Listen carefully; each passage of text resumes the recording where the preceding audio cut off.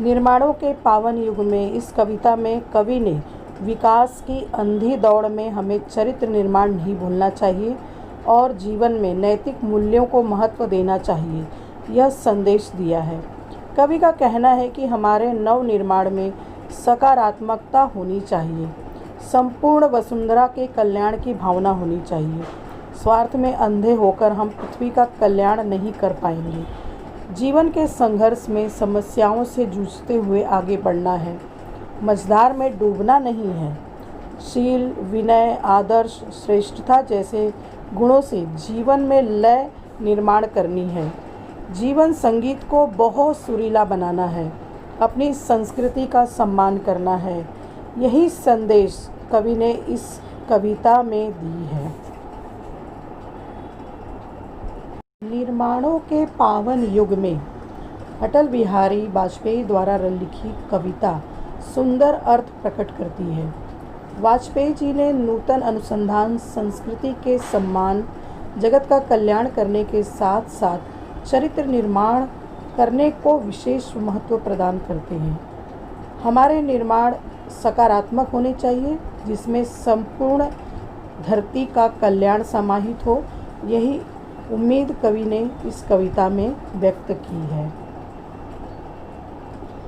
तो बच्चों, आइए हम शुरू करते हैं कविता निर्माणों के पावन युग में। निर्माणों के पावन युग में हम चरित्र निर्माण न भूलें, स्वार्थ साधना की आंधी में वसुधा का कल्याण न भूलें। माना अगम अगाध सिंधु है, संघर्षों का पार नहीं है, किंतु डूबना मझधारों में साहस को स्वीकार नहीं है। जटिल समस्या सुलझाने को नूतन अनुसंधान न भूलें। इस कविता में कवि ने कहा है, इस निर्माण के युग में हमें अपने चरित्र को नष्ट नहीं करना है। धरती के हित में सोचना हमारा कर्तव्य है। स्वार्थांध होकर किसी का भी अहित नहीं करना है। मान लिया कि प्रगति के मार्ग में संघर्षों की कमी नहीं। मुसीबतों का विशाल महासागर तैर कर मंजिल की ओर बढ़ना है।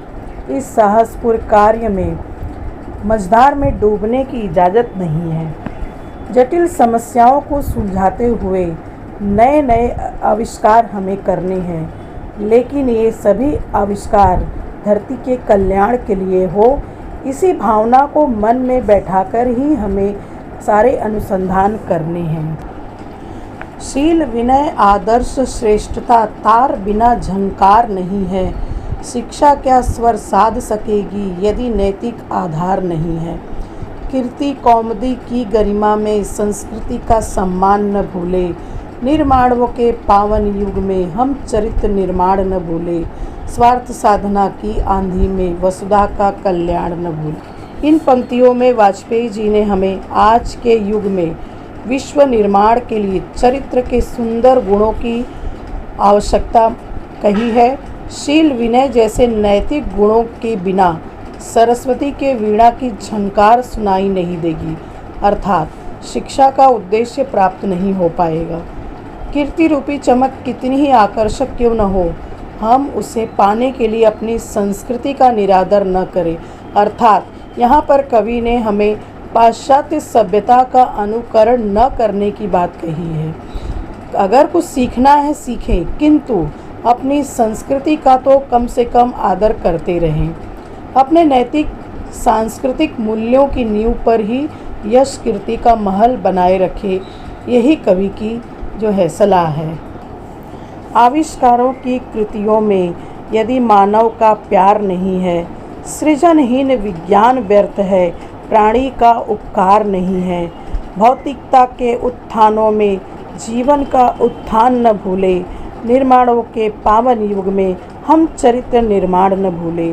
स्वार्थ साधना की आंधी में वसुधा का कल्याण न भूले। प्रस्तुत पद्यांश में अटल बिहारी वाजपेयी जी की कविता निर्माणों के पावन युग में कवि ने कहा है, विज्ञान की प्रगति के कारण रोज नए नए आविष्कार हो रहे हैं, नए नए अनुसंधान हो रहे हैं। विज्ञान की यह सृजनशीलता, यह विकास व्यर्थ है अगर उसमें मनुष्य के प्रति प्रेम की भावना न हो, प्राणियों के प्रति कृतज्ञता न हो किसी के प्रति उपकार की भावना न हो। भौतिक उत्थान हमारी सुख सुविधाओं की जननी है, लेकिन भौतिकता के इसी उत्थान में भी हमें जीवन के उत्थान को नहीं भूलना चाहिए।